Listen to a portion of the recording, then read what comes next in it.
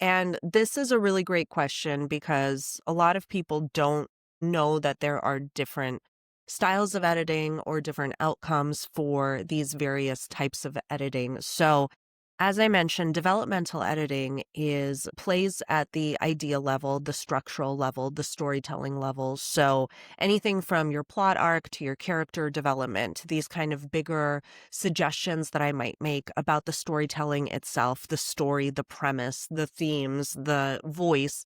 It can be granular at the sentence level too, but it has a lot to do with the bigger points of your story. And I strongly recommend getting somebody, whether it's a critique partner, a beta reader, a developmental editor, to comment on the broad strokes of your story first before you start messing with some of the other types of editing, which I'll define in a second, that have more to do with the sentence level. Because if you're still playing around with the structure and maybe the third act is going to get rewritten, or you're going to have to get rid, or not have to, right? Any editorial suggestion is just a suggestion. You don't have to necessarily follow it, especially if it doesn't resonate with you, because you're the one who knows the integrity of your story better than anyone else.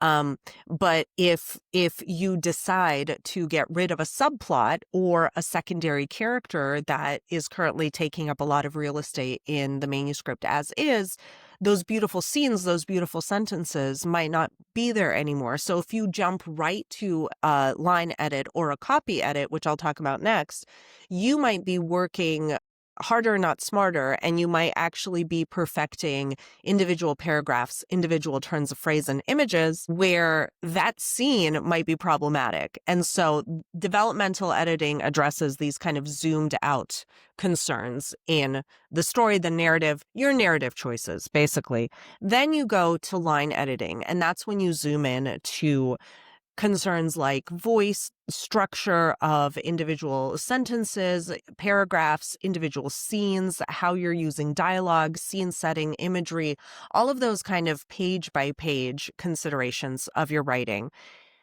Copy editing is one step zoomed in, and that is mechanics issues, just any kind of continuity elements in your writing. So as I said earlier, I really try to understand the writer's intentions, and then the question I'm asking, the kind of implied question behind a lot of my feedback is, did you accomplish what you set out to do as well as you possibly could? Is it effective? Is it going to have its intended effect on readers? That sort of thing. So that takes some understanding of what the writer set out to do, right? Thing that I tell clients is to take the wisdom and leave the rest. And that goes for my feedback. It goes for feedback they might receive in the slush pile. It goes for feedback they might receive from other editors, other beta readers, whatever, because only you know your story best. Now, if everybody who attempts to give you feedback is an idiot who doesn't understand your genius, right? You're maybe a little early in your growth journey, and maybe interpreting feedback, reacting to feedback is not exactly for you yet, right? So if you can genuinely and honestly check in with yourself and say, okay, I'm not having a knee-jerk emotional reaction here, then I would say, yes, you should absolutely advocate for your vision.